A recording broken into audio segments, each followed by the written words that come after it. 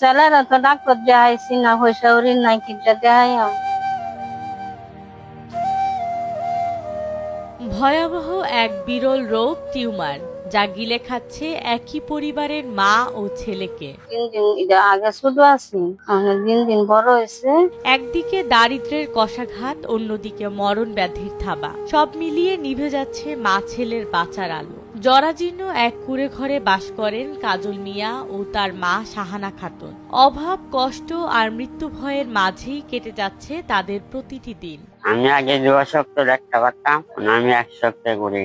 জন্মের সময় কাজলের মুখে ছিল ছোট্ট এক কালচে দাগ। বয়স বাড়ার সঙ্গে সঙ্গে সেই দাগই আজ ভয়ঙ্কর টিউমারে রূপ নিয়েছে। মুখের নিচে ঝুলে থাকা বিশাল মাংসপিণ্ডের কারণে ঠিকভাবে খাওয়া, কথা বলা, এমনকি চলাফেরাও কষ্টকর হয়ে পড়েছে তার জন্য। বিকৃত চেহারার কারণে সমাজ থেকেও নিজেকে গুটিয়ে নিয়েছে সে।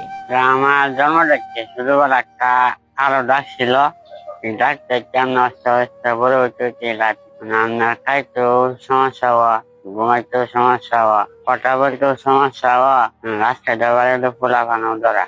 মুরব্বীরা আমার রাস্তা তো বাড়িতে জানা কিছু না, আমার সারাদিন বড় কেমন লাগে। শুধু কাজল নয়, তার মা সাহানা খাতুনও একই বিরল টিউমারে আক্রান্ত। গালের পাশ থেকে ঝুলে পড়া টিউমার এখন বুক পর্যন্ত বিস্তৃত। শরীর জুড়ে ছড়িয়ে পড়েছে অসংখ্য গুটি। প্রতিদিনই বাড়ছে যন্ত্রণা। মনে ওজনও লাগে, অসুবিধাও লাগে, বেদনা চেদনা হয়। আস্তে আস্তে যে জায়গাটা কালবাল উঠতে যন্ত্রণা।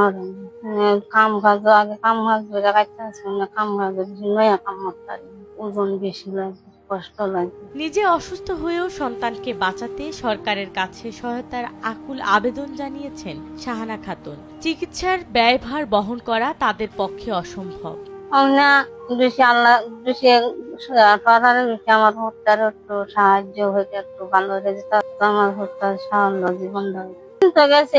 আমার ছেলেটারা বেশি একটু সরকারের সাহায্য হয়ে একটু ভালো হয়ে দিত, আমার ছেলেটা সুন্দর জীবন রয়েছে, মানুষের সাথে চলাফেরাও করতে পারতেছে। পরিবারের একমাত্র উপার্জনক্ষম ব্যক্তি কাজলের বাবা মিরাজ আলী ও ছোট ভাই আফজাল। মা ও ভাইকে বাঁচাতে সমাজের দ্বারস্থে হাত বাড়িয়েছেন তারা।